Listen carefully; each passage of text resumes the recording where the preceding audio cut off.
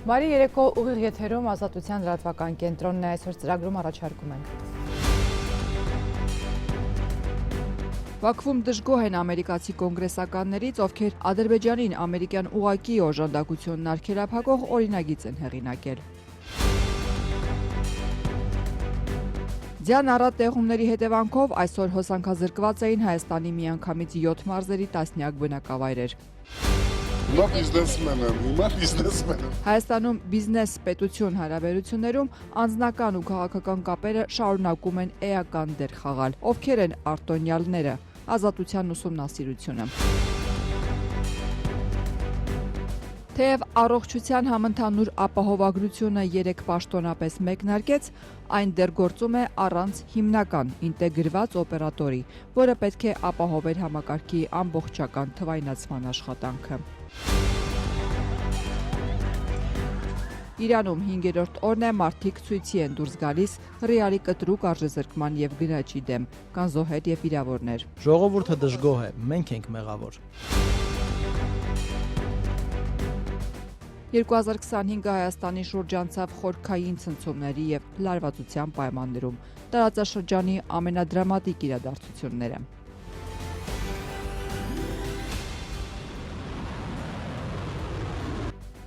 Տարեսկզբին Ադրբեջանի նախագահի օգնական Հիկմեթ Հաջիևը կրկին խոսել է Հայաստանի հետ խաղաղության հասնելու ճանապարհի մասին, ընդգծել, որ Բաքուն խաղաղությունն է կառուցում ոչ միայն Հայաստանի, այլև հայ ժողովրդի հետ։ Խոսելով տնտեսական հարաբերությունները կարգավորելու փորձերի մասին, Հաջիևը նշել է նավթամթերքների արտահանումը Հայաստան եւ հացահատիկի տարանցման համար ստեղծված պայմանները։ Նախագահի օգնականը Washington Times թերթի հետ զրույցում նաև որոշ խոչընդոտների մասին է խոսել, մասնավորապես ընդգծելով, որ Ադրբեջանին ուղղակի ամերիկյան օգնության տրամադրումը արգելող 907-րդ լրացմանը պահպանումը հարվածում է Հայաստանի հետ խաղաղության գործընթացին։ Ադրբեջանցի պաշտոնյայի հայտարարությունը վերաբերում է անվտանգության ոլորտում Հայաստանի հետ համագործակցության մասին օրենքի նախագծին, որը մի շարք դեմոկրատ եւ հանրապետական կոնգրեսականներ շրջանառության մեջ են դրել դեկտեմբերի 19-ին։ Այս նախագծով նախատեսվում է արգելափակել ամերիկյան ուղղակի օժանդակության տրամադրումը Ադրբեջանին այնքան ժամանակ, քանի դեռ պաշտոնական Բաքուն դուրս չի բերել զորքերը Հայաստանի ինքնիշխան տարածքներից։ Ազատ չի արձակել բոլոր հայ ռազմագերիներին եւ չի ճանաչել արցախահայության հայրենիք վերադարձի իրավունքը։ Այս նախագծի հրապարակմանը նախորդել է Միացյալ Նահանգների նախագահ Դոնալդ Թրամփի մերձավոր թիմակիցներից մեկի, Ֆլորիդայից ընտրված կոնգրեսական Աննա Պաուլինա Լունայի նախաձեռնությունը։ Հանրապետական օրենսդիրը դեկտեմբերի 11-ին հրապարակված նախագծով առաջարկել էր վերջնականապես չեղարկել 92 թվականին ընդունված Ազատության աջակցության ակտի 907-րդ լրացումը։ Հայաստանի էլեկտրական ցանցերն այսօր հայտնել է, որ 7 մարզերի 56 բնակավայրեր հոսանքազրկված են եղել։ Տարածած հաղորդագրության մեջ նշել են, թե պատճառը տեղացած առատ ձյունն է ու որ բոլոր հասցեներում ինտենսիվ աշխատանքներ են տարվել էլեկտրաէներգիայի մատակարարումը վերականգնելու ուղղությամբ։ Ավելի ուշ ՀԵՑ-ը նոր հայտարարություն տարածեց, վստահեցնելով, թե գրեթե բոլոր վթարված հոսանքարարերը վերականգնվել են։ ՀԵՑ-ի տարածած լուսանկարներում երևում են տապալված հոսանքարարերի մետաղական հենարաններ։ Լոռու եւ Տավուշի մարզերի մեր զանգահարած բնակավայրերում ասացին, որ անցած գիշեր հոսանք չեն ունեցել, մի քանիսում առավոտյան, որոշներում այսօր կեսօրից հետո են հոսանքը միացրել։ Լոռու մոտ 150 բնակիչ ունեցող Սարալանջ գյուղը ՀԵՑ-ի հրապարակած մեծ ցանկում էր։ Գյուղի վարչական ղեկավար Արթուր Սարոյանն է ասել, որ անցած կեսգիշերից մոտ 12 ժամ հոսանք չեն ունեցել։ Չենք ունեցելուս Ինչքան ժամանակ չունեցաք։ դե գիշերն անջատվեն, ժամը մոտավորապես 2-ն էր ոնց որ տվին։ Այսօր ցերեկը 2-ը։ Հա, ցերեկը, գիշերն անջատվել է, ցերեկ 2-ին տվել։ Իսկ հիմնականում այդտեղ ժողովուրդը ինչով են ջեռուցում։ Հիմնականը պեշք էր այլի, ներկա, բայց հիմնականը հայտի պացխի պեշքեր են։ Ամեն դեպքն լույս չունենալը լավ չի, բայց դե Հիմա ինչն ա եղել պատճառը։ Պատճառը բուքն էր, էլի շատ էր ուժեղ քամի բուք էր, ճանապարհներով լցնել ատուրը։ Ցանցի աշխատողները ես որ իջա ճանապարհը բացելու ներքին ու բարձրանով գործ էին անում, այդտեղ ստոլբեքի վրա լարեր են ինչ իրար այդտեղ գործ արին ու գնացին։ Սովորաբար տենց լինում է, որ ասենք բուքին կտրվի, հոսանքազրկվի։ Դե նորմալ, բայց դե ստարի բան արին, էլ այդ գլավնի 10,000 վոլտ են ասում, եկողալ բան արին, բոլոր սյուները փոխեցին, համեմատած ահագին կարգավորվեց։ Այսինքն վիճակը հիմա ոնց է էլի գնահատում էլեկտրական ցանցերի։ Ես բուքին դե նորմալ, դեպքեր կլինի, բայց օրավակ արձագանքվեն դա էլ իրական է, էլի հարակլալ լույսը բացված ոչ աշխատողներին հանել են ոչ աշխատանքային օրավակ, բայց դե իրանց համար կապ չունի, անին ծարքին Ամանորի նախորդին հետի ժամանակավոր կառավարիչ Ռոմանոս Պետրոսյանը բաժանորդներին հորդորել էր հնարավորինս խնայողաբար սպառել էլեկտրաէներգիան, կենցաղում զերծ մնալ էլեկտրական էներգիայի սպառման սարքերի հավելյալ կիրառումից, դրանով լրացուցիչ չծանրաբեռնելով բնակարանների սպառման սխեման։ Պետրոսյանը հայտնել էր նաև, թե որոշ հասցեներում կանխարգելիչ անջատումներ են իրականացնում բաշխիչ ցանցում հավելյալ բեռի վերաբաշխում իրականացնելու և վթարային իրավիճակներից խուսափելու համար։ Հայաստանում բիզնես, պետություն հարաբերություններում անձնական և քաղաքական կապերը շարունակում են էական դեր խաղալ։ Չնայած իշխանությունների հայտարարություններին, մրցակցության և հավասար խաղի մասին, Ազատության ուսումնասիրությունը և Միացյալ Նահանգների պետդեպարտամենտի զեկույցը Հայաստանում բիզնես իշխանություն փոխկապակցություններ են հայտնաբերել։ Հայաստանում բիզնես պետություն հարաբերություններում անձնական քաղաքական կապերն ու նախասիրությունները շարունակում են էական գործոն մնալ։ Այս մասին են վկայում բիզնեսին տրված արտոնությունները, պետական պատվերների պայմանագրերը, իշխող քաղաքացիական պայմանագրին ֆինանսավորողների ցուցակը և վարչապետի տիկին Աննա Հակոբյանի «Իմ քայլը» հիմնադրամի նվիրատուների շրջանակը։ Ազատությունն ուսումնասիրել է կառավարության վերջին տարիների բազմաթիվ որոշումներ, նախ արտոնությունների մասին։ Շուրջ 1.1 միլիոն դոլար։ Վերջին 2 տարիներին կառավարությունն այսքան հարկային արտոնություն է տվել նախկին հանրապետական պատգամավոր Սամվել Ալեքսանյանի ու նրա հարազատներին պատկանող բիզնեսներին, նրանց ազատելով ներկրվող ապրանքի համար մաքսատուրքի վճարումներից։ Ամենաթարմն Ալեքս տեքստիլի օրինակն է։ Այս տարեվերջին գործադիրը որոշեց բավարարել ընկերության հայտն ու 1 տարվա ընթացքում ազատել պետական բյուջե մոտ $290,000 փոխանցելու պարտավորությունից։ Հիմնավորումը շատ հակիրճ է։ Ընկերությունը խոստանում է 50 նոր աշխատատեղ ստեղծել։ Ալեքս տեքստիլի տարեկան հաշվետվությունից մինչդեռ պարզ է դառնում ընկերության հաստիքացուցակն ընդհակառակը կրճատվում է։ 2023-ին 959 աշխատակից են ունեցել, 24-ին 698։ 2025-ին միտումը շարունակվել է, սեպտեմբերի տվյալներով 420 գրանցված աշխատակից են ունեցել։ Փաստացի կառավարությունը շուրջ $290,000 արտոնություն է տվել մի ընկերության, որը 2 տարվա ընթացքում ոչ թե ընդլայնել, այլ ավելի քան 2 անգամ կրճատել է աշխատակիցների թիվը։ Գուցե գործադիրն այս տվյալներին պարզապես ծանոթ չի եղել, այս տարբերակը սակայն բացառվում է, քանի որ պետական եկամուտների կոմիտեն սևով սպիտակի վրա տեղեկացրել է կառավարությանը Ալեքս տեքստիլի վատթարացող վիճակագրության մասին։ Ավելին նույնիսկ մատնանշել, որ հայտը ներկայացնելիս ընկերությունը ստացած շահույթների մասին իրականության չհամապատասխանող թվեր է տրամադրել։ Հարկային մարմինն այս դիտարկումները նոյեմբերին է ներկայացրել։ Գործադիրն ուղիղ 1 ամիս ժամանակ է ունեցել մտափոխվելու համար, սակայն դեկտեմբերի 11-ին իստում վեր բարձրացան բոլորի ձեռքերը։ Ովքեր են կողմ չզեկուցող հարցերի փաթեթը հաստատելուն։ Շնորհակալություն։ Թեև այսպիսի արտոնություններ տրվում են նաև հանրությանը քիչ ծանոթ բիզնեսմենների, սակայն հայտնի հարուստների օգտին կայացվող որոշումները հարցեր են առաջացնում։ Դրանց հիմնավորումներում մեկ ընդհանրական նախադասություն է մշտապես կրկնվում։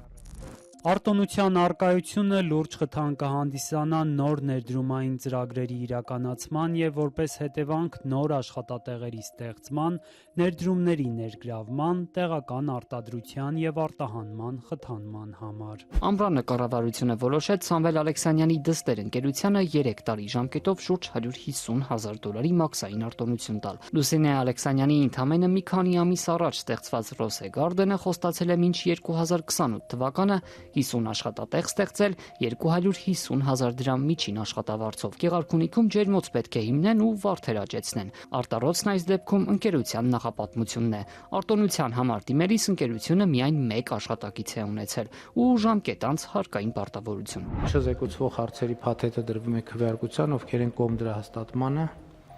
Դեմ չունենք, չզեկուցվող հարցերի փաթեթը հաստատված է։ Հիմա բիզնեսմեն եմ։ Անձամբ Սամվել Ալեքսանյանի անունով գրանցված LA Plast ընկերությունը 2024-ին $451,000 մաքսատուրք վճարելու պարտավորությունից է ազատվել։ Այս ընկերությունը նույնպես ըստ պետական եկամուտների կոմիտեի այդ ժամանակ ժամկետ անց պարտավորություն է ունեցել։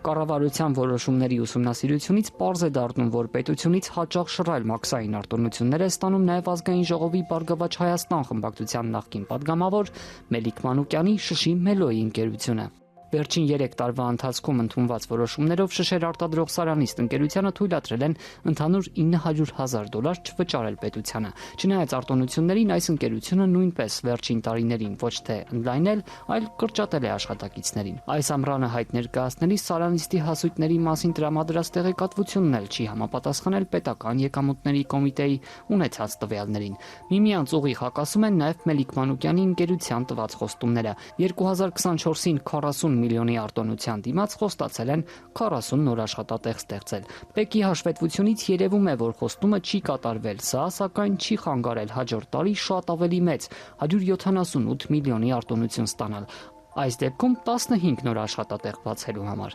Այսինքն 15 նոր աշխատատեղ բացելու հեռանկարը պետության համար $570,000 է արժեցել։ Իսկ սա նշանակում է, որ հենց այդքան չի փոխանցվի վարչապետի կողմից այդքան գովազդվող ընտանեկան բյուջե։ Նախկինում տարբեր թևեր ներկայացնող գործարարի ու գործող իշխանությունների հարաբերությունները վերջին տարիներին են լավացել։ 2021-ին վարչապետ Փաշինյանն անձամբ էր այցելել նրա գործարան ու վստահեցրել, թե պատրաստ են աջակցել։ Այցից 1 ամիս առաջ նախկին ԲՀԿ-ական падգամավորը հրապարակի հետ զրույցում չէր թաքցրել, սատարում է գործող իշխանություններին։ Չզեկուցող հարցերի փաթեթն է դրվում քվեարկության, ովքեր են կողմ դրա հաստատմանը։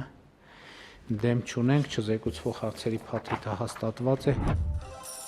Հայաստանի ամենահարուստներից Բադալյանների ընտանիքը on-line խաղատների ոլորտում գերիշխող դիրք ունի։ Ընտանիքի բիզնես հաջողություններն արդեն միջազգային մասշտաբներ են ստացել։ Բադալյաններն այժմ նաև գյուղատնտեսությամբ են զբաղվում։ Նրանց հիմնադրած VR Armenian Fruit ընկերությունը 2024-ին դիմել է գործադիրին ու $285,000 ընդհանուր վճարներից ազատվելու արտոնություն ստացել։ Սրա դիմաց խոստանալով 5 տարում 18 նոր աշխատատեղ ստեղծել։ 2024-ի ամռանը վարչապետ Փաշինյանը նաև Բադալյաններին է այցելել ու նրանց հետ շրջել այգիներում։ Արտոնության համար դիմելիս ընկերությունն ընդհանրապես չի ներկայացրել նախորդ տարիների հասույթի ամբողջական տվյալները, իսկ 2023-ի թվերն ըստ պետական եկամուտների կոմիտեի չի համընկել իրենց ունեցած տվյալներին։ Վիգեն Բադալյանն ազգային ժողովի նախագահ Ալեն Սիմոնյանի ընկերն է։ Վերջինս այս հանգամանքը երբեք չի թաքցրել, սակայն մշտապես վստահեցնում է, թե այդ կապն ընկերոջ բիզնես շահերին չի ծառայում։ Մեր մոտ թե իր բնավորությունից ելնելով, թե իմ խոշորացույցի տակ լինելով եւ իմ բնավորությունից ելնելով, մեր մոտ խիստ տարանջատված է։ Ասենք ինձ լիքը մարդ դες ասում է, կարաս Վիգեն ասես, ես ինչ մարդուն գործի վերցնի կամ ինչ-որ sense մի բան, ես չեմ մտնում իր բիզնեսների մեջ եւ ինքը չի մտնում քաղաքականության մեջ։ Երկրորդը, ես չեմ կարա դա ուղղակի ֆիզիկապես անեմ։ Ես չեմ կարա դա անեմ։ Եթե ուզենամ, ես չեմ կարա դա անեմ։ 2021-ին նրա Բադալյանի իշխանական падգամավորներ Հրաչյա Հակոբյանի ու Էդվարդ Աղաջանյանի համատեղ հանգիստը հունական Միկոնոսում մեծ աղմուկ բարձրացրեց։ Երբ Հայաստանը ուշքի չէր եկել 44-օրյա պատերազմից, նրանք միասին զվարճանում ու ինքնամոռաց սպառում էին ծովափին։ Այս ճոխ հանգստից 4 տարի անց արդեն խաղային բիզնեսի հարկերը կրկնապատկելու նախագիծ հեղինակած ԿՊԱ-ական падգամավոր Հայկ Սարգսյանն ակնարկեց, որ կուսակցական վերնախավին դուր չի եկել իր նախաձեռնությունը, որն ի վերջո ընդունվել էր։ Ես իմ գործունեությամբ ճակերտների մեջ ցավացրել եմ որոշ մարդկանց։ Արտոնություններ են ստանում նաև անձամբ իշխանավորների ընտանիքների ընկերությունները։ 2024-ի ապրիլին 56 միլիոն դրամի $150,000 մաքսատուրք վճարելու պարտավորությունից ազատվեց Hitex Plastic ընկերությունը, որի 50%-ը վարչապետ Փաշինյանի խորհրդական Արտաշես Թումանյանի որդունն է։ Սրա դիմաց խոստացել են 3 տարում ընդամենը 3 նոր աշխատատեղ ստեղծել, մինչդեռ այս ընկերության աշխատակիցների թիվը նույնպես ըստ հարկային մարմնի վերջին տարիներին ընդհակառակը նվազել է։ Եթե վարչապետը վարչապետի խորհրդականը քվեարկությանը չի մասնակցում, ապա առողջապահության նախարար Անահիտ Ավանեսյանը 2022-ին անձամբ կողմ քվեարկեց մի ընկերության օգտին, որի 33%-ն իր ամուսնուն Ստեփան Ավանեսյանին է պատկանում։ Ովքեր են կողմ փաթեթի ընդունմանը, դեմ չունենք, փաթեթը ընդունված է։ Չնայած ակնհայտ շահերի բախմանը, առողջապահության նախարարը համաձայնեց Իբարի ընկերությանը $140,000 մաքսային արտոնություն տալ 5 տարում 27 նոր աշխատատեղ ստեղծելու խոստման դիմաց։ Ընդ որում այս դեպքում չի հրապարակվել նախագծի ամփոփաթերթը, որտեղ ներկայացվում են պետական մարմինների դիտողությունները։ Բիզնեսմենների անձնական կապերն ու քաղաքական նախասիրություններն արտացոլվում են ոչ միայն արտոնություններ ստացողների ցուցակում։ Հարուստ գործարարներին փոխկապակցվող ընկերությունների անունները կարելի է գտնել վարչապետի տիկին Աննա Հակոբյանի «Իմ քայլը» հիմնադրամի նվիրատուների շարքում։ 10 միլիոն դրամ նախկին հանրապետական պատգամավոր Սամվել Ալեքսանյանի քրոջ որդուն Արթուր Պետրոսյանին պատկանող մոբայլ սենթր խանութների ցանցից 2 անգամ 10 միլիոնի նվիրատվություն Ջերմուկ գրուպից, որը նույնպես պարբերաբար արտոնություններ է ստանում եւ որի միակ բաժնետերը Վայոց ձորի մարզպետ Վահագն Արսենյանն է։ 2 միլիոն կառավարությունից արտոնություններ ստացած Սանֆուդից։ Նույնը կարելի է ասել այլ ընկերությունների մասին։ Առավել համարձակների ու իրենց քաղաքական նախասիրությունները չթաքցնողների անունները կարելի է գտնել նաև հենց քաղաքացիական պայմանագրին ֆինանսավորողների ցուցակներում։ Print Arm Demvest ընկերության սեփականատեր Անդրանիկ Բախտավորյանը եւ արտոնություններ է ստանում, եւ իշխող կուսակցությանը գումար փոխանցում, եւ նվիրատվություն կատարում Իմ քայլը հիմնադրամի համար։ Ջերմուկ գրուպի դեպքում պատմությունը կրկնվում է։ Մաքսային արտոնություն նվիրատվություններ Իմ քայլը հիմնադրամին ու ընկերության գործադիր տնօրենի անունից փոխանցում քաղաքացիական պայմանագրին։ Ամիսներ առաջ Infocom-ի հետաքննությունն էլ պարզել էր, իշխող կուսակցությանը ֆինանսավորող անձանց փոխկապակցվող ընկերությունները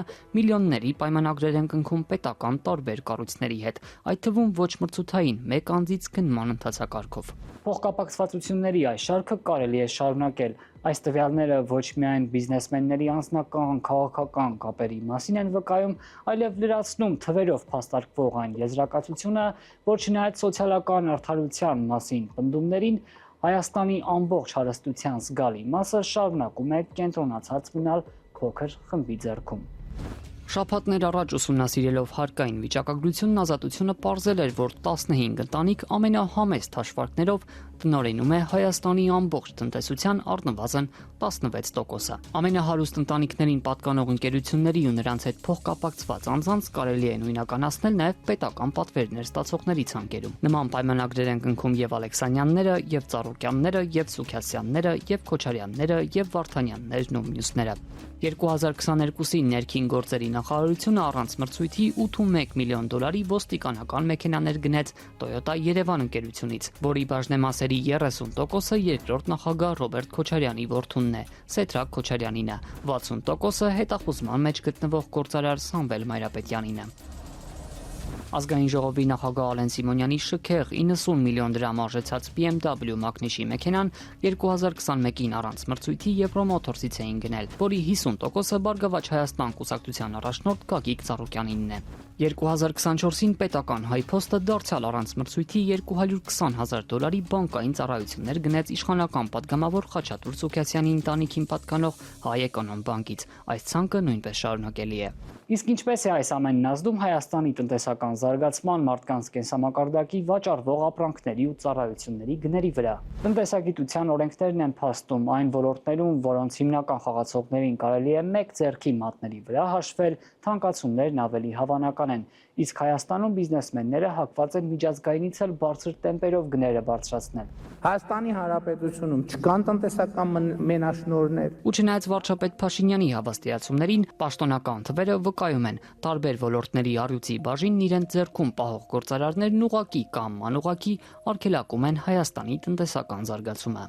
Նախ գների մասին, Հայաստանում ամենապահանջված մթերքը հացն է։ Իսկ ալյուր արտադրողների շարքում հսկան Սամվել Ալեքսանյանի Բաղրամյանն է, որի հետ մրցակցել մյուսների մոտ ըստ էության չի ստացվում։ Ալեքսանյանի ընկերության ալյուրը վերջին ամիսներին թանկացել է, եւ սա այն դեպքում, երբ հացահատիկի միջազգային գները նվազում են ու գրեթե հասել են կորոնավիրուսի համավարակի նախորդած ցուցանիշներին։ Հայաստանցիներն այժմ ստիպված են հացի համար 3%-ով ավելի շատ վճարել, քան 1 տարի առաջ, եւ Վրաստանում եւ Ադրբեջանում Հայաստանում հարցն ավելի էժան է։ Հայաստանը ցորեն հիմնականում Ռուսաստանից է գնում, վերջին ամիսներին այնտեղ գները կայուն են, իսկ Հայաստանում գնաճի նոր ալիք է սկսվել։ Բենզինի գներից վարորդների դժգոհությունները Հայաստանում երբեք չեն նվազում։ Այս շուկան նույնպես ընդամենը մի քանի ընկերություն է վերահսկում։ Խոշոր խաղացողների CPS Energy Group-ը հանրությանն անծանոթ Աշոտ Սալազարյանին է պատկանում։ Ֆլեշի սեփականատերը երրորդ նախագահ Սերժ Սարգսյանի ընկեր Բարսեղ Բեգլարյանն է։ Մեգատրեյդը իշխանական падգամավոր Խաչատուր Սուքասյանի ընտանիքի կոնցեռնի մաս է։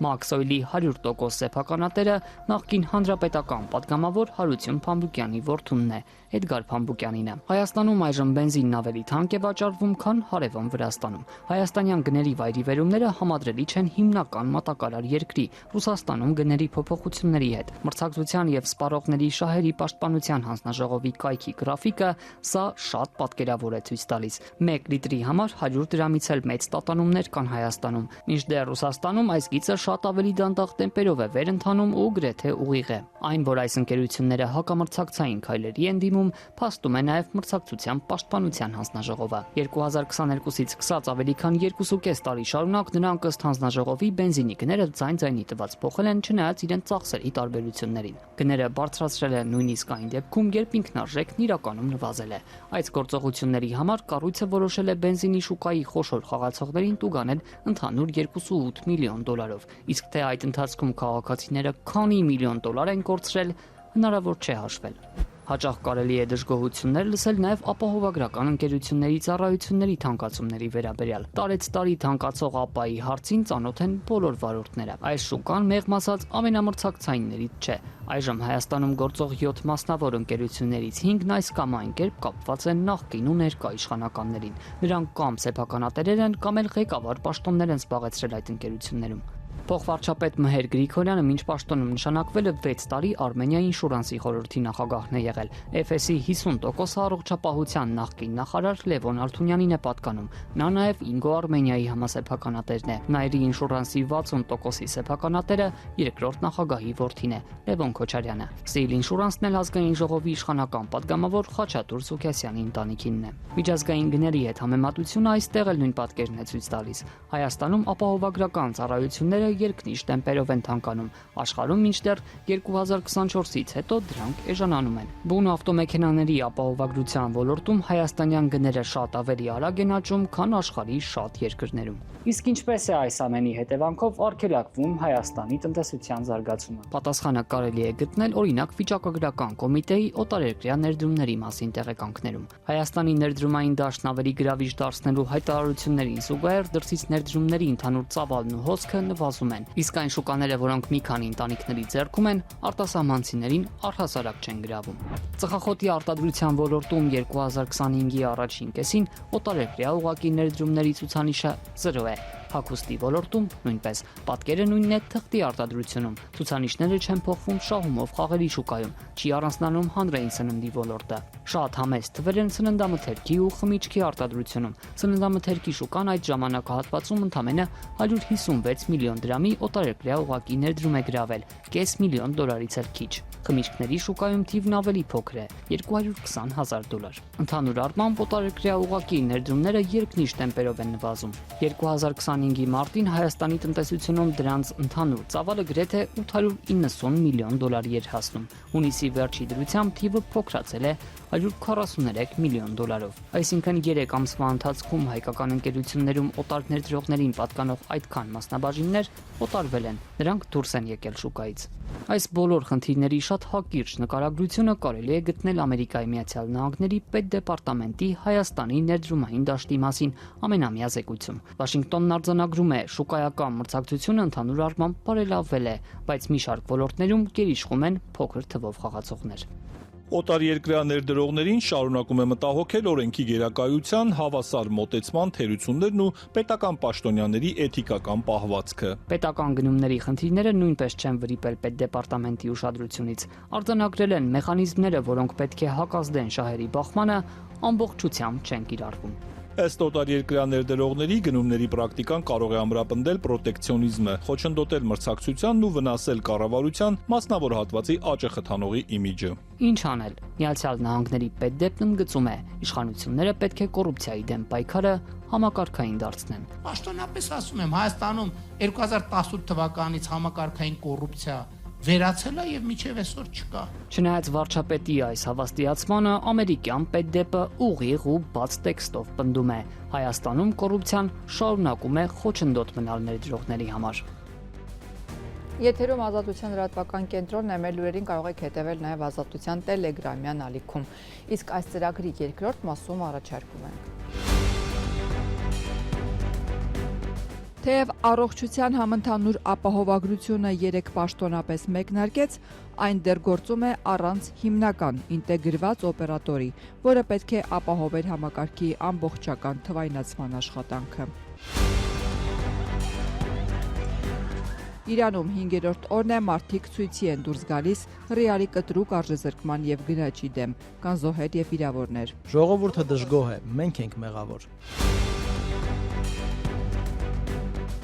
2025 Հայաստանի շուրջ անցավ խորքային ցնցումների եւ լարվածության պայմաններում, տարածաշրջանի ամենադրամատիկ իրադարձությունները։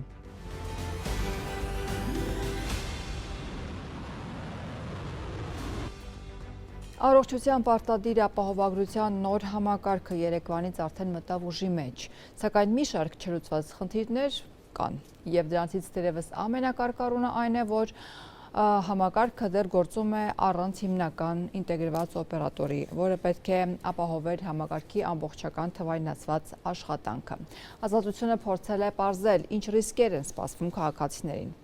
Թեև Երևանից պաշտոնապես մեկնարկել է առողջապահության համընդհանուր ապահովագրությունը, բայց դեռ չկա ինտեգրված այն օպերատորը, որը պետք է ապահովի համակարգի թվայնացված ամբողջական գործարկումը։ Նախարարությունը համակարգի մեկնարկից ընդամենը 20 օր առաջ է այդ նպատակով մրցույթ հայտարարել։ Մրցույթը շահող ընկերությունը պետք է իր վրա վերցնի ապահովագրական տվյալների վարումն ու կառավարումը, բուժծառայությունների դիմումների մշակումը, վճարումների իրականացումը, պետք է վերահսկի խարդախությունների ռիսկերը, սպասարկի քաղաքացիների համար նախատեսված թվային հարթակները եւ այլն։ Ինտեգրված օպերատորը մեկ կենտրոնից պետք է իրականացնի այս բոլոր գործառույթները։ Անկախ փորձագետ հասարակական կազմակերպության նախագահ Ծաղիկ Վարդանյանը համարում է, որ սա լուրջ խնդիրներ կարող է առաջացնել ապահովագրության համակարգի գործարկման փուլում եւ ոչ միայն օպերատորի բացակայության մասին է խոսքը, ընդգծում է նա։ Չի կարող գործել առանց այդ բաղադրիչների։ Այսպես անպատրաստի, թեկուզ տեխնիկական առումով օպերատորի արկայություն, պայմանագրերի կնքման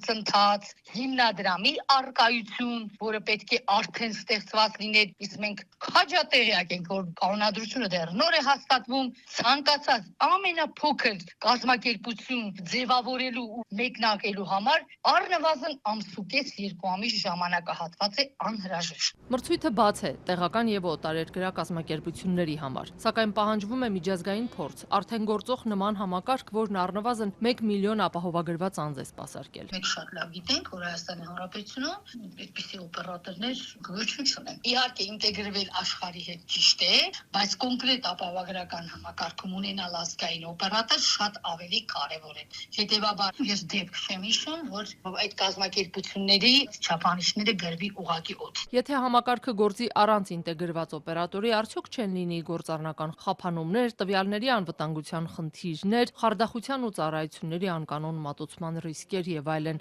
Առողջության համընդհանուր ապահովագրության հիմնադրամի տնօրեն Սամվել Խարազյանն ասում է, նախապատրաստական աշխատանքները դեռ 2019-ից են սկսվել, պնդում է, համակարգը գործարկելու համար ստեղծված է ենթաօրենսդրական բազա, Արմետ համակարգով էլ սպասարկվելու է ապահովագրված անձանց ռեգիստրը։ Իսկ օպերատորի համար մրցույթն ըստ նրա հայտարարել են, որովհետև Հայաստանի ապահովագրական մոդելը թվային համակարգի մեծ բազա է պահանջում ու կարևոր է միջազգային փորձառու կազմակերպությունների մասնակցությունը։ Եվ դեպքերի կառավարման եւ ֆրոդ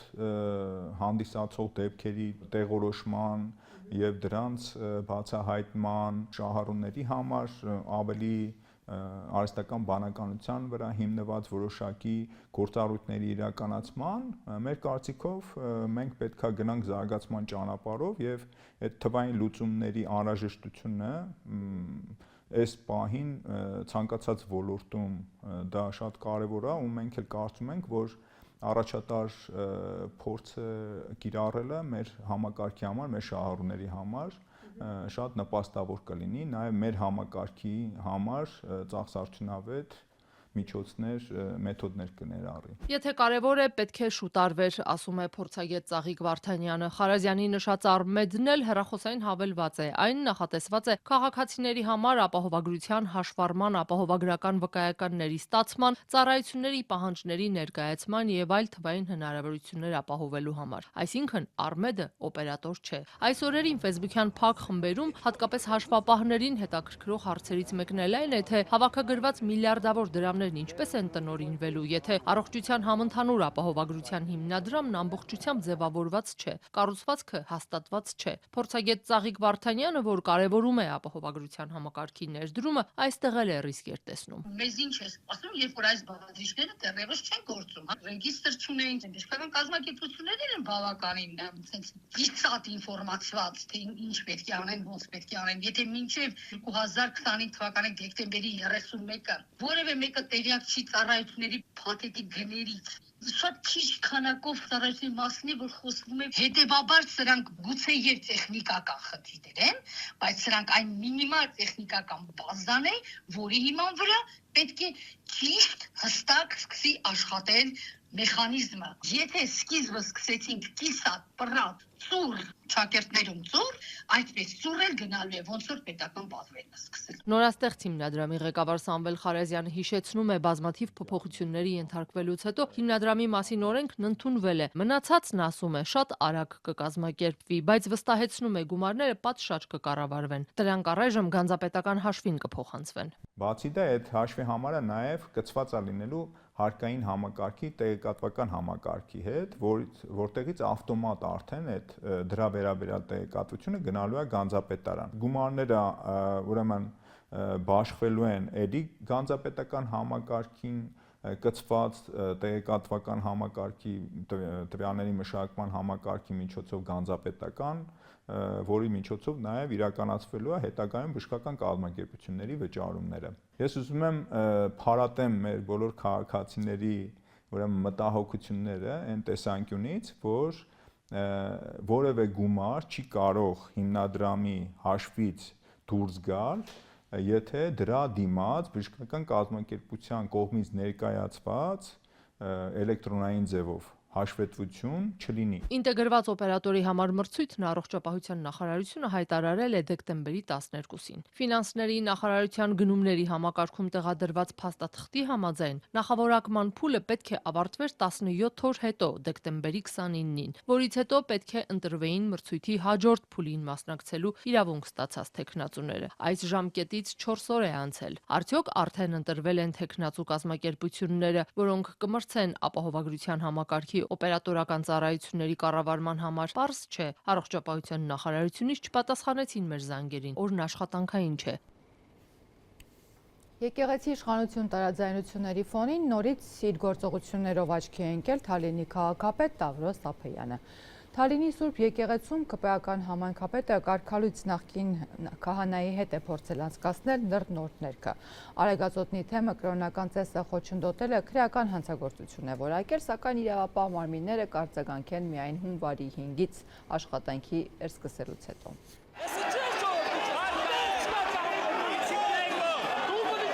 Այս ԿՊ-ականը Թալինի քաղաքապետ Տավրոս Ափեյանը, որ մայր տաճարի դեմ պայքարի ակտիվիստներից է, 2 օր առաջ էլ խոչընդոտել է Թալինի եկեղեցում նրբնորնեքի ծեսը։ Նա իշխանության հովանուտակ անցած ու կարգալույց եղած նախկին քահանայի հետ պահանջել է, որ նրբնորնեքի կարգն անցկացնի նախկինը, Արամայիս Թախմազյանը, որ միացել է Մայրաթորի դեմ Փաշինյանի պայքարին։ Մենք ասացինք, որ մեր եկեղեցու կանոններին դեմ է, որ մենք միասին կարգալույց եղած քահանայի հետ կարգանենք։ Արագածոտնի հոգևոր հովիվները, որ պետք է սկսեին ծեսը, չեն համաձայնել մասնակցել կարգալույց Տեր Թադեի արարողությանը։ Ամբողջ կազմով դուրս են եկել, հավատացյալներն էլ հետևել են հոգևոր հովիվներին։ Ազատությանը պատմեց Տեր Փարենը։ Եվ որպեսզի մենք չասենք մենք ենք անում, իրենք չասեն մենք ենք անում, մենք դուրս ենք եկել, իրենք արել են այդ արարողությունը, հետո դուրս են եկել, մենք մտել ենք ժողովրդի հետ արարողությունը կատարել ենք ու նորը բաժանել ենք ժողովրդին։ Արագածոտնի հոգևորականներից Տեր Փարենն ու Թալինի եկեղեցու հոգևոր հովիվը Տեր Հայկը առաջարկել են, որ կարգալույց եղած քահանան չանցկացնի ծեսը, չեն համաձայնել, որ անախորժություն ու բախում չլինի, ասում է, դուրս են եկել եկեղեցուց նախկին Տեր Թադեն, Թալինի համայնքապետն ու իրենց հետ եկած մարդիկ միջոցառումն արել են ու հեռացել։ Եկեղեցու օրինական սպասավորները նրանցից հետո են միայն կարողացել նռնորնեքը անցկացնել։ Մենք ուզել ենք սկսել, հետո իրենք եկել են, ասել են մենք պիտի անենք, մենք վիճել ենք դուրս ենք եկել, սա խոչընդոտել չի, ինչ է։ Վարչապետ Փաշինյանի թիմակիցը միայն կրոնական ծեսը խոչընդոտելով չի ավարտել իր օրվա առաքելությունը։ ԿՊԱ-ական համայնքապետը պահանջել է, որ Սուրբ Աստվածածին եկեղեցում Սուրբ Ծննդյան պատարագին իրեն խաչքավոր ներկայացնեն ու զեղչեն կաթողիկոսի անունը։ Պետք է խաչի քավորը լինի հավատավոր զավակը, հայ եկեղեցու, ընդունի եկեղեցու ավանդույթները, նիստուկացը եւ նվիրապետությունը։ Հայաստանյաց առաքելական Սուրբ եկեղեցու օրինական գործունեությունը կրոնական ծեսը խոչընդոտելը քրեական հանցագործություն է։ Դեպքի հաջորդ օրը հայտարարեց Արագածոտնի թեմը։ Արագածոտնի թեմը իր մտահոգությունն է հայտնում վերոնշյալ անախորժ պատմության եւ համայնքապետի հակականոնական պնդումների կապակցությամբ։ Եվ հիշեցնում է Թալին համայնքի ղեկավար Տավրոս Սափեյանին ու նրա կողմնակիցներին, որ հայաստանյաց առաքելական Սուրբ եկեղեցու օրինական գործունեությունը կամ կրոնական ծեսի կատարումը խոչընդոտելը հանդիսանում է քրեական հանցագործություն։ Այնինչ կատարվել է Թալինի Սուրբ եկեղեցում իրավապահների տիրույթում է, Ազատությանն ասաց Մայրաթորի տեղեկատվական կենտրոնի տնօրեն Տեր Եսայի Քահանա Արթենյանը։ Մայրաթորն այստեղ անելիք չունի, կրոնական ծեսը խոչընդոտողների ու հակականոնական պահանջի հեղինակների հետևից իրավապահները պետք է գնան։ Բոլոր կարգալույց եղած հոգևորականների արարողությունները բոլորը անվավեր են։ Պետք է իրավապահները պահպանեն օրինականությունը եւ բնականաբար այդ հայտարարության հիման վրա որոշակի իրենք եզրակացություններ անեն։ Ըստ քրեական օրենսգրքի կրոնական կազմակերպության օրինական գործունեությունը կամ կրոնական ծեսը խոչընդոտելը պատժվում է ընդհուպ ազատազրկմամբ։ Թալինի եկեղեցու միջադեպից 2 օր է անցել, ինչ են արել քննչականն ու գլխավոր դատախազությունը։ Քննչականից փոխանցեցին, թե միայն թեմի հայտարարությունը պատշաճ հաղորդում չեն համարում։ Պատշաճ հաղորդում ստացել են թե չէ, կասեն հունվարի 5-ից հետո։ Մինչև իրավապահ մարմիններից պաշտոնապես կասեն, պատրաստվում են ընթացք տալ Թալինի ԿՊԱ-ական համայնքապետի վարքին ու հակականոնական պահանջներին, վարչապետ Նիկոլ Փաշինյանն արդեն ուղերձ հղել է։ Կան մարդիկ, ովքեր ասում են, որ իրենք տարբեր եկեղեցիներում երբ որ պատարագի են մասնակցում եւ հնչում է Կտրիչ Ներսյանի անունը, իրենք ցանկություն ունեն իրենց բողոքը արտահայտել հենց այդ պահին, արդյոք նման բան կարելի է եւ թույլատրելի է։ Ես կարծում եմ, որ այո, նման բան կարելի է եւ թույլատրելի է։ Այս իրա լայվը արդեն քերոն է տապնդելի արքա, որովհետեւ ինքը ինչ է անում։ Ինքը զանգվածային կոչեր է անում անկարգությունների։ Ինչ անշակում անկարգություն։ Այսինքն հստակ եղած կանոններից դուրս որևէ բան անել։ Լուսավոր Հայաստան կուսակցության առաջնորդը Փաշինյանի ելույթից եզրահանգում է։ Չնայած քրեական օրենսգրքում նկարագրվածին, Փաշինյանը եկեղեցիներում զանգվածային անկարգությունների կոչ է անում ու այս նույն ելույթով վարչապետը իրավապահներին ուղերձ հղում, անկարգություն անողներին հանգիստ թողնել։ Միջազգային լրահոսից Ազգային արժույթի կտրուկ արժեզրկման ֆոնին Իրանում սկիզբ առած ցույցերը չեն դադարում, զոհերի եւ ձերբակալությունների թիվն աճում է։ Ցուցարարները 5-րդ օրն անընդմեջ դուրս են գալիս փողոց։ Պետության կողմից վերահսկվող լրատվամիջոցները եւ միջազգային իրավապաշտպան կազմակերպությունները հունվարի 1-ին հաղորդել են ցուցարարների եւ անվտանգության ուժերի միջև բախումների հետևանքով առնվազն 7 զոհերի եւ տասնյակ վիրավորների մասին։ Կառավարության հետ կապված լրատվական գործակալությունները դրանում մեղադրել են ապստամբներին։ Թասնիմի հաղորդմամբ մայրաքաղաք Թեհրանում առնվազն 30 մարդ է ձերբակալվել հասարակական կարգը խախտելու համար։ Իրանի իշխանությունները չեն հաստատել այս հաղորդումները։ Նախագահ Մասուդ Փեզեշքյանը հայտարարել է, որ ընդունում է իրանցիների օրինական պահանջները, միևնույն ժամանակ կոչ արել կառավարությանը միջոցներ ձեռնարկել տնտեսական դժվարությունները մեղմելու համար։ Սակայն անվտանգության ուժերը խոստացել են կոշտ դիրքորոշում որդեգրել ցուցարարների եւ նրանց նկատմամբ, ովքեր իրավիճակը օգտագործում են քաոս ստեղծելու համար։ دولت حتی اگر صداهای تندی هم باشه Կառավարությունը համբերությամբ կլսի ժողովրդին, նույնիսկ եթե հնչեն կոշտ քննադատություններ։ Մենք հավատում ենք, որ մեր ժողովուրդը բավականաչափ համբերատար է, եւ երբ նրանց ձայնը բարձրանում է, նշանակում է, որ ճնշումը մեծ է։ Կառավարության պարտականությունն է լսել այդ ձայնը եւ օգնել հասնելու ընդհանուր փոխըմբռնման հասարակության մեջ առկա խնդիրները լուծելու համար։ مسائلی که در جامعه وجود داره مردم ناراضی ان ما مقصریم Ժողովուրդը դժգոհ է, մենք ենք մեղավոր, դուք եք մեղավոր։ Մեղավորներ մի փնտրեք Ամերիկայում կամ չգիտեմ որևէ այլ տեղ։ Մենք ենք, որ պետք է ծառայենք ժողովրդին, եւ ժողովուրդը պետք է մեզնից գոհ լինի։ Մենք ենք, որ պետք է ճիշտ կառավարենք մեր ռեսուրսները։ Մենք ենք, որ պետք է ճանապարհ գտնենք եւ լուծենք այս խնդիրները։ Մենք ենք, որ պետք է ջանք գործադրենք եւ նրանց համար լուծումներ գտնենք։ بیان تو میدون تو کلاس بالا رو تابلو ننویسن بیان Իսկ այս ընթացքում Միացյալ Նահանգների նախագահ Դոնալդ Թրամփն է իր աջակցությունը հայտնել Իրանում ցուցարարներին։ Truth սոցիալական ցանցում գրել է, թե պատրաստ են գործել։ Պետդեպարտամենտի ներկայացուցիչը Ազատության իրանական ծառայության մեկնաբանությունում հայտարարել է, որ բողոքի ցույցերը արտացոլում են Իրանի ժողովրդի հասկանալի զայրույթը կապված իրենց կառավարության ձախողումների եւ արդարացումների հետ։ Հայտարարության մեջ ասվում է, որ իրանական ռեժիմը շարունակում է վատնել Իրանի հարստությունը, ամբողջ աշխարհում ահաբեկչությունը հովանավորելու, ավելի լավ կյանք ցանկացող իրանցի ժողովրդին ճնշելու համար։ Պետդեպից հավելել են, որ կշարունակեն առավելագույն ճնշում գործադրել ռեժիմի վրա։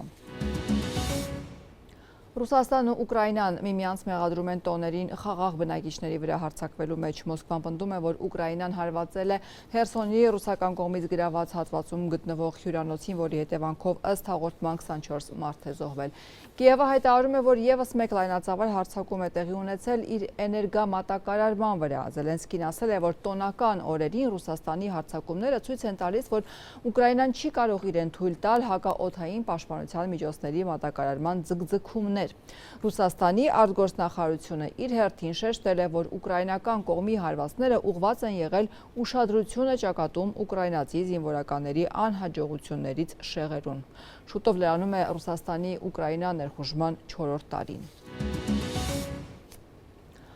Այսօր նաև հայտնի դարձավ, որ Ռուսաստանի զինված ուժերի գլխավոր շտաբի ներկայացուցիչը ամերիկյան կցորդին է փոխանցել ռուսական կողմի ներկայացմամբ նախագահ Պուտինի նստավայր թռչող ԱԹՍ-ի տվյալները։ Ըստ Ռուսաստանի Դաշնության պաշտպանության նախարարության հաղորդագրության, փոխանցված անօդաչու թռչող սարքի կառավարման մեխանիզմը պարունակում է տվյալներ, որոնք ապացուցում են, որ ուկրաինացի զինվորականները այս շաբաթ հարված են հասցրել Ռուսաստանի նախագահի նստավայրին։ Ուկրաինան հերքում արևմտյան երկրները վիճարկում են Ռուսաստանի տեղեկատվությունը ենթադրյալ հարվածի փորձի մասին։ Հարվածի իրականացումը, կիրառված զենքերի քանակը, ինչպես նաև դրանց երթուղիները հարավից, հարավ-արևմուտքից եւ արևմուտքից ուղղակիորեն դեպի Նովգորոդի մարզում գտնվող Ռուսաստանի նախագահի նստավայր հստակորեն վկայում են, որ Ուկրաինայից իրականացված հարձակումը եղել է նպատակային, մանրակրկիտ պլանավորված եւ բազմաշերտ։ Շվեյցարիայում հնգօրյա սուք է հայտարարվել Կրան Մոնտանա Լեռնադահուկային հանգստավայրի ակումբում տեղի ունեցած ողբերգության զոհերի հիշատակին։ Ամանորի գիշերը բռնկված հրդեհի զոհ է դարձել մոտ 40 մարդ, ավելի քան 115 ստացել են լուրջ այրվածքներ, հաղորդում է Reuters-ը։ Նրանցից շատերը 20-ից 29 տարեկան երիտասարդներ են։ Իրավապահները արդեն բացառել են ահաբեկչության կամ հրկիզման վարկածը, ըստ քննիչների։ Ողբերգությունը ամենայն հավանականությամբ տեղի է ունեցել հրավառության պատճառով։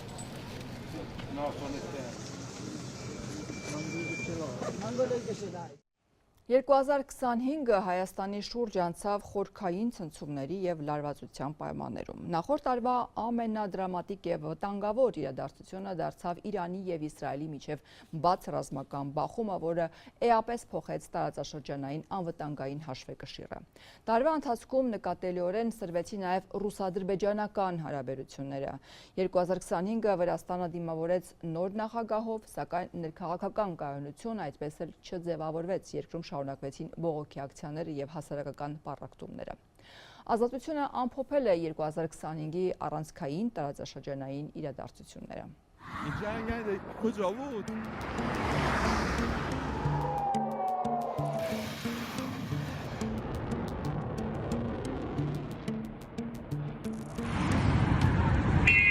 Գլխավոր եւ ամենադրամատիկ իրադարձությունը, որ տեղի ունեցավ Հայաստանին սահմանակից երկրներում 2025 թվականին պատերազմն էր Իրանի եւ Իսրայելի միջեւ։ Այն, որ Իսրայելի հարձակումն անխուսափելի է, սկսեցին խոսել դեռ նախօրեին, հունիսի 12-ին, երբ ատոմային էներգիայի միջազգային գործակալությունը հանդես եկավ հայտարարությամբ, պնդելով, թե Իրանը խախտում է միջուկային զենք չստեղծելու իր իսկ ստանձնած պարտավորությունները։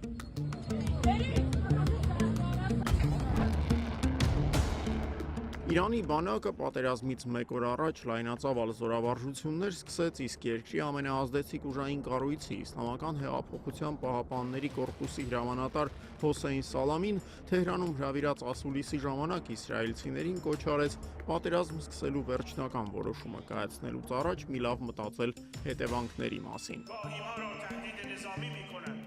Հակառակորդը մեզ սպառնում է ռազմական գործողություններով, մենք սակայն պատրաստ ենք ցանկացած սցենարի եւ ցանկացած մակարդակի պատերազմի։ Ես կոչ եմ անում մեր թշնամիներին շատ մանրակրկիտ կերպով մտածել հետևանքների մասին։ Այս անգամ Իսրայելի ցանկացած ագրեսիայի Իրանի պատասխանը կլինի ավելի ուժգին եւ կործանարար, քան նախորդ հարձակումների ժամանակ։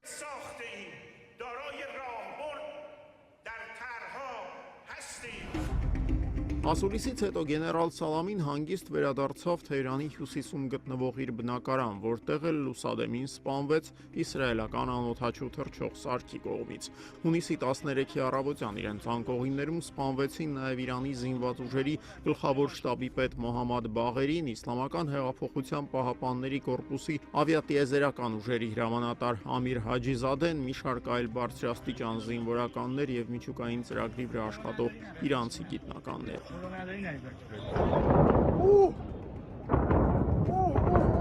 Իրանի համար իսրայելական հարվածներն անակնկալ էին նախ եւ առաջ այն պատճառով, որ դրանք իրականացվեցին Թեհրանի եւ Վաշինգտոնի միջև բանակցություններին զուգահեռ։ Դրանց հաջորդ փուլը նշանակված էր հունիսի 16-ին եւ Իրանի ղեկավարների շրջանում ըստ ամենայնի ներքին համոզմունք կար, որ եթե Իսրայելը հարվածի, ապա միայն այն դեպքում, եթե բանակցությունները տապալվեն։ Իսրայելական կողմի ոգևորությունը սակայն կարճ տևեց, թեև պատերազմի առաջին իսկ րոպեներին հաջողվել էր գլխատել Իրանի ռազմական ղեկավարությունը, հակաօդային պաշտպանության ուժերի մի զգալի մասը ոչնչացված էր, իսկ գլխավոր որոշում կայացնողը Այաթոլլահ Ալի Խամենեին խոր ընդհատակում էր, իրանական բանակը պատերազմի առաջին իսկ գիշերը կարողացավ ցավոտ հարվածներ հասցնել Իսրայելի տարածքին։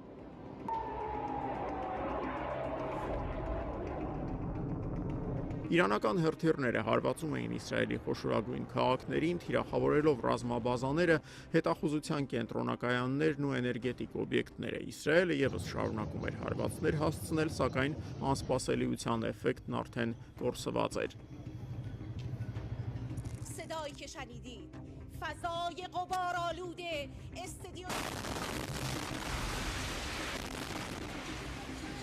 Իրано-իսրայելական պատերազմի ամենահիշվող դրվագը դարձավ հունիսի 16-ի երեկոյան Իրանի պետական հեռուստատեսության շենքին հասցված հարվածը, որն էր դրա ռազմական նպատակահարմարությունը Նեթանյահուի կառավարությունն այդպես էլ չկարողացավ բացատրել։ Փոխադարձ հարվածները շարունակվում էին, երկու կողմում էլ աճում էր խաղաղ բնակչության շրջանում զոհերի թիվը։ Իրանցիներից շատերը սկսեցին լքել երկիրը, դեռևս գործող եզակի սահմանային անցակետերից մեկը Մեղրիում էր։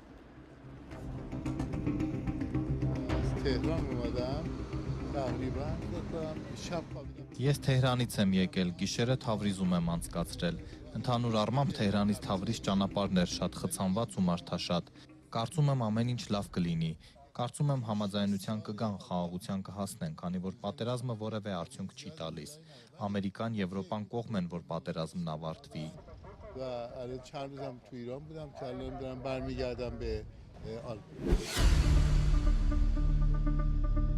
Ամերիկացիները ռազմական գործողությունների դադարեցմանը կողմ էին, սակայն հիմնականում Իրանի կողմից զիջումների հաշվին։ Նրանք պետք է գործարք կնքեն, դա ցավոտ է երկու կողմերի համար էլ, բայց ես կասեի, որ Իրանը չի հաղթում այս պատերազմում եւ նրանք պետք է բանակցեն եւ պետք է բանակցեն անմիջապես, քանի դեռ շատ ուշ չէ։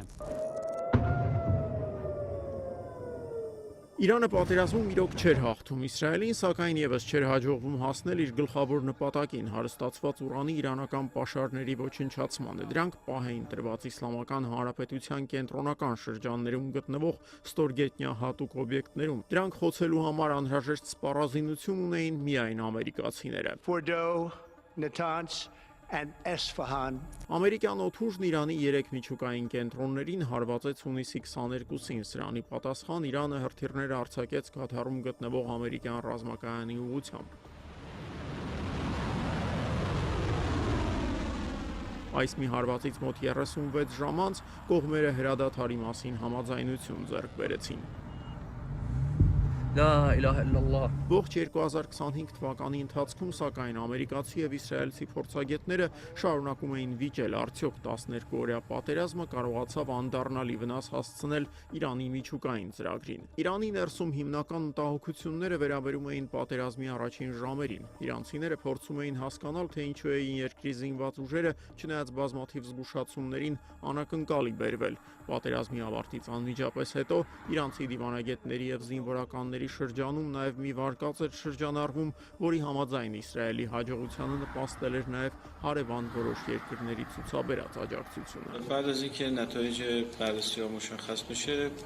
Մենք տեղեկություն ստացանք, ըստ որի փոքր քանակությամբ անօդաչու թռչող սարքեր են հարևան երկրների կողմից մեր տարածք մտել։ Այդ պատճառով Իրանի եւ Ադրբեջանի նախագահների միջև հեռախոսազրույցի ժամանակ մեր նախագահը խնդրել է Ալիևից, որպեսզի լուրջ հետաքննություն անցկացվի այդ ուղղությամբ։ 2025 թվականին Ադրբեջանի հարաբերությունները բարդ էին ոչ միայն հարավային, այլև հյուսիսային հարևանի հետ։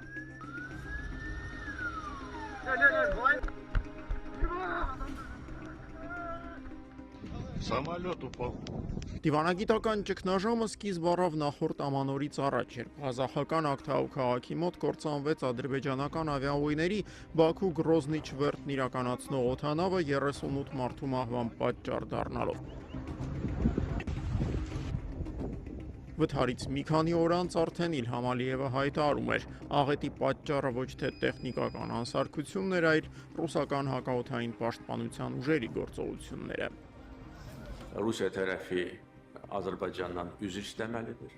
Առաջին հերթին ռուսական կողմը պետք է ներողություն խնդրի Ադրբեջանից, երկրորդ պետք է ընդունի իր մեղքը, երրորդ մեղավորները պետք է պատժվեն, պատասխանատվության ենթարկվեն եւ փոխհատուցում տրվի ադրբեջանական պետությանը եւ տուժած ուղևորներին ու անձնակազմի անդամներին։ Və Azərbaycan dövlətinə Բաքվի վրդովմունքի եւս մեկ պատճառն այն էր, որ ռուս պաշտոնյաները փորձում էին տեղի ունեցածի մեղքը բարթել ադրբեջանական անձնակազմի վրա, պնդելով, որ օդաչուները տեղեկացված լինելով, որ Գրոզնի օդանավակայանի շրջակայքում խիտ մառախուղ է եւ ուկրաինական անօդաչու թռչող սարքեր կան, միևնույն է փորձում էին վայրեջք կատարել։ Командиру предлагались другие аэропорты. Он принял решение следовать в аэропорт Актау. Սա առավելագույնն էր, ինչ այդ պահին պատրաստ էր առաջարկել Ռուսաստանն Ալիևի վարչակազմին։ Պաշտոնական ներողություն, առավել եւս մեղքի ընդունում ռուսական կողմից չկար։ Որպես հետևանք 2025-ի առաջին կիսամյակում Մոսկվայի եւ Բաքվի հարաբերությունները շարունակում էին վատ թրանալ։ Երկկողմ հարաբերություններում իրական պայթյունը սակայն տեղի ունեցավ ամռանը, երբ ռուսական միանգամից 3 ուժային կառույցներ, անվտանգության դաշնային ծառայությունը, ներքին գործերի նախարարությունն ու Ռոսգվարդիան զանգվածային ձերբակալություններ իրականացրեցին Եկատերինբուրգում բնակվող ադրբեջանցիների շրջանում։ Ձերբակալությունների պատճառը մի քանի տասնամյակ առաջ քաղաքում տեղի ունեցած սպանություններն էին։ Ձերբակալությունների ընթացքում Ուրալում բնակվող ադրբեջանցիներից երկուսը սպանվեցին, մի քանի տասնյակը ռուս իրավապահների կողմից ենթարկվեց դաժան ծեծի։ Вот руки мои, глаз красный, плохо видит, голова кружится.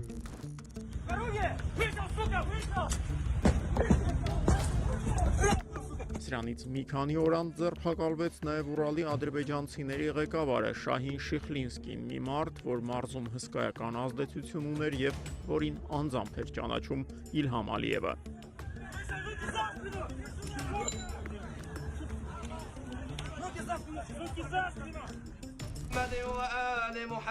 Իսկ այն նույն օրը, երբ Ադրբեջանում հողին էին հանձնում Եկատերինբուրգում զոհված Սաֆարով եղբայրներին, ադրբեջանցի փորձագետները հայտարարում էին, նրանք մահացել են դաժան ծեծի հետևանքով։ Döş qəfəsinin küt travması ilə əlaqədar qabırğaların Եկատերինբուրգ քաղաքում զոհված ադրբեջանցիների մարմինների փորձաքննության ընթացքում ներքին արյունահոսության բազմաթիվ ապացույցներ են ձեռք բերվել։ Խոսքը նաև ներգանգային առնազեղումների կրծքավանդակի դեֆորմացման մասին է։ Զոհերից մեկի կողոսկրը ընդհանրապես չի հայտնաբերվել։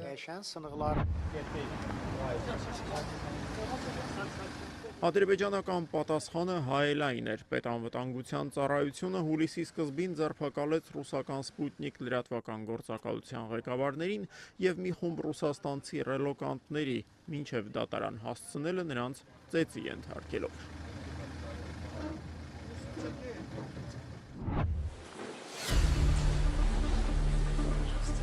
Հաջորդող ամիսներին ռուս-ադրբեջանական շփումները հասան նվազագույն կետի։ Իլհամ Ալիևն ու Վլադիմիր Պուտինը, որոնք նախկինում հաճույքով էին միմյանց հետ շփվում, դեմ-դիմաց նստեցին դիվանագիտական սկանդալի բռնկումից 3 ամիս անց միայն Դուշանբեում։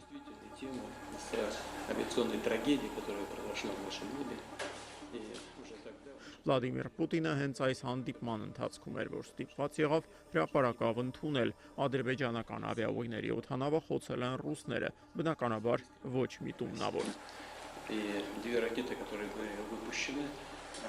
Երկու հրթիռները, որոնք արձակվել են, ուղղակիորեն չեն հարվածել ինքնաթիռին, այլ պայթել են, հնարավոր է ինքնաոչնչանալով մի քանի, գուցե 10 մետր հեռավորության վրա։ Մի պահ թվում էր, թե այսպիսով Մոսկվայի եւ Բաքվի հակասությունները հիմնականում հաղթահարված են։ Իլհամ Ալիևի շրջապատում, սակայն փոքրինչ այլ տեսակետ ունեին։ Bakı şəhəri Səbail rayon məhkəməsi Ramiz Mehdiyev barədə cinayət Դուշանբեի հանդիպումից բառացիորեն մեկ շաբաթ անց Ադրբեջանի հատուկ ծառայությունները հայտարարեցին հեղաշրջման փորձի կանխման մասին։ Ըստ ադրբեջանցի իրավապահների, դրա կազմակերպիչը 1995-ից 2019 թվականներին նախագահի աշխատակազմի ղեկավարի պաշտոնը զբաղեցրած Ռամիզ Մեհդիևն էր։ Իշխանական արտահոսքերի համաձայն Մեհդիևն իբր օգնություն էր խնդրել Ռուսաստանից Իլհամ Ալիևին տապալելու համար։ Բաքվի դատարանը 87-ամյա երբեմնի ամենակարող պաշտոնյայի խափանման միջոց որպես ընտրեց տնային կալանքը։ Tek başına. Haydi hep birlikte görev başına. Cumhuriyet Halk Partisi Ի տարբերություն Ռամիզ Մեհդիևի Ստամբուլի քաղաքապետ Էքրեմ Իմամօղլուն 2025 թվականի մեծ մասը ոչ թե տնային, այլ իսկական կալանքի տակ անցկացրեց։ Թուրքիայի ամենամեծ ժողովրդականություն վայելող եւ իր նախագահական հավակնությունները չթաքցնող այս քաղաքական գործչին ձերբակալեցին մարտի 19-ին կոռուպցիոն մեղադրանքներով։ Իմամօղլուի ձերբակալությանը հաջորդեցին բախումներն ընդդիմության աջակիցների եւ ոստիկանության միջև։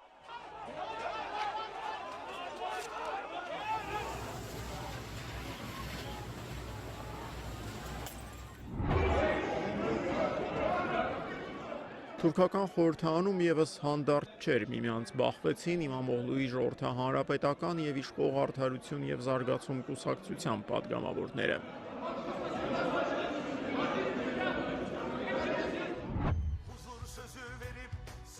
Թուրքական ընդդիմադիր շրջանակների համոզմամբ Իմամօղլուի ձերբակալությունը նախագահ Էրդողանի շատ ավելի հեռուն գնացող պլանի մի մասն էր, որի առանցքային կետը խորհրդանի միջոցով սահմանադրական փոփոխություններ իրականացնելն է։ Այդ փոփոխությունները Էրդողանին ըստ ընդդիմադիրների հարկավոր են պաշտոնավարման նախորդ ժամկետները զրոյացնելու եւ 2028 թվականին կրկին առաջադրվելու համար։ Իշխող կուսակցությունը սակայն Թուրքիայի ազգային մեծ ժողովում սահմանադրական մեծամասնություն չունի եւ հենց այդտեղ է, որ Էրդողանին չբավարարող քվեները կարող են ապահովել քրդերը։ Kalın sağlıcakla. Դեմոկրատիկ սիասետ Թուրքիայի ամենահայտնի բանտարկյալը 1999 թվականից Իմրալի կղզու բանտում պահվող Աբդուլլա Օջալանը հուլիսի 9-ին առաջին անգամ իր 26-ամյա բանտարկության ընթացքում տեսաուղերձով հանդես գալու հնարավորություն ստացավ։ Թուրքական իշխանությունները քրդական բանվորական կուսակցության հիմնադրին այդ հնարավորությունն ընձեռեցին վստահ լինելով, որ նրա խոսքերը խաղաղության մասին են լինելու։ Պետք է բնական համարել այն, որ դուք հրապարակել բացառակայնորեն կապահովեք համապատասխան խմբերի զինաթափումը, այն ձևով, որը կբավարարի թուրքական խորհրդարանի եւ դրա հանձնաժողովի ակնկալիքները, կփարատի հանրային կասկածները եւ կկատարի մեր պարտավորությունները։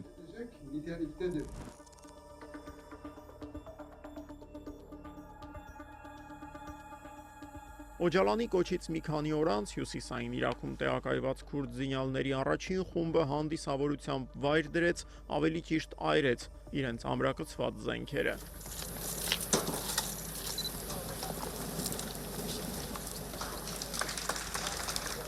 Այսպիսով 2025-ը դարձավ այն տարին, երբ քրդական բանվորական կուսակցությունը հայտարարեց Թուրքիայի տարածքում զինված պայքարի դադարեցման եւ երկրի լեռնային շրջաններում գտնվող ջոկատների դուրսբերման մասին, չնայած դրան մինչեւ տարեվերջ այլևս որևէ էական առաջընթաց այս հարցում այդպես էլ տեղի չունեցավ։ Չարթարացան քուրդ քաղաքական գործիչների հույսերը, թե Աբդուլլա Օջալանին կարող է խորհրդանի ամբիոնից ելույթի հնարավորություն տրվել։ Չարթարացան նաեւ Անկարայի այն սպասելիքները, թե Օջալանն օգտագործելով իր հեղինակությունը կստիպի զինաթափվել սահմանից այն կողմ, Սիրիայում գտնվող քրդերին, նպաստելով նրանց ինտեգրմանն այդ երկրի կառավարական զորքերին։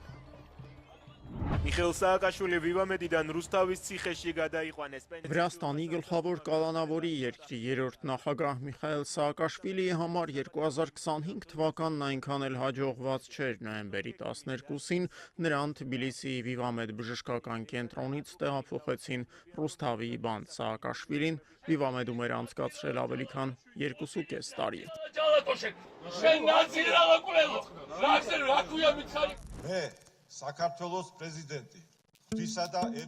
2025 թվականը Վրաստանը դիմավորեց նոր նախագահով, 2024-ի ավարտից ընդամենը մի քանի օր առաջ պարտականությունները ստանձնեց նախկին ֆուտբոլիստ եւ Վիձինա Իվանիշվիլիի թիմակից Միխայել Կավելաշվիլին։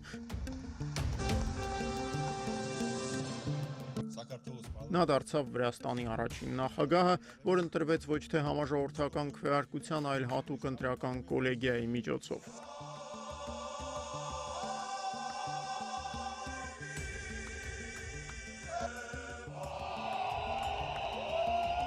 Կավելաշվիլիի նախորդը Սալոմե Զուրաբիշվիլին թեև առանց որևէ դիմադրության լքեց նախագահական պալատը, սակայն Կավելաշվիլիի լեգիտիմությունը ճանաչել հրաժարվում էր։ Լեգիտիմուրոբա, ոդիսը,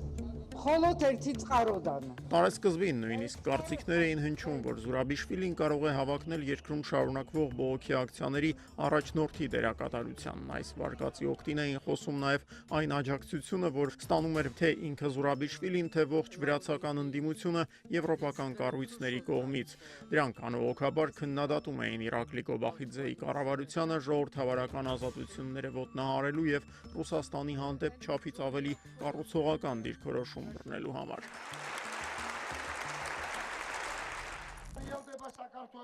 2025-ը սակայն վրացական ընդդիմության վերջնական պառակտման, այլ ոչ թե հաջողության տարի դարձավ։ Պատճառը հոկտեմբերի 4-ին նշանակված տեղական ինքնակառավարման մարմինների ընտրություններն էին։ Ընդդիմադիր 8 կուսակցություններն, այդ թվում Սաակաշվիլիի կողմնակիցներին միավորող ազգային միացյալ շարժումը, հայտարարեցին այդ ընտրությունները բոյկոտելու մասին։ Որոշ ընդդիմադիր ուժեր, ինչպես օրինակ նախկին վարչապետ Գեորգի Գախարյայի հանուն Վրաստանի կուսակցությունը, հակառակը որոշեցին մասնակցել ընտրություններին։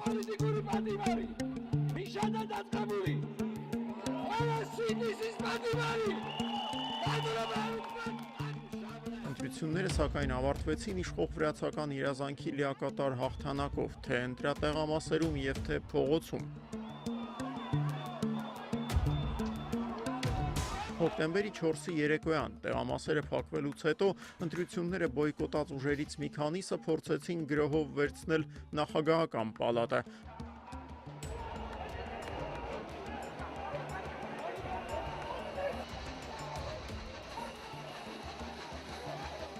Ոստիկանությունը նրանց դուրս մղեց նախագահականի բակից, իսկ չհաջողված ակցիայի նախաձեռնողների մեծ մասը հաջորդ օրն արդեն ճաղերի հետևում էր։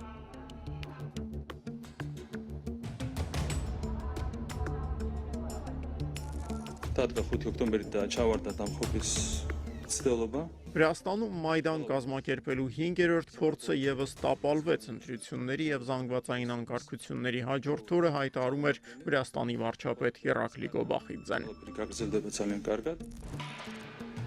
Արդյոք 2026-ը կդառնա Մայդանի 6-րդ փորձի տարի, այս հարցում Վրաստանի քաղաքական շրջանակներում դեռ միասնական կարծիք չի ձևավորվել։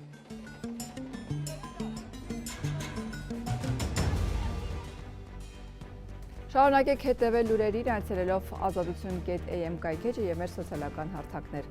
Այսօրվա համար այսքանն էինք նախատեսել, հաջողություն։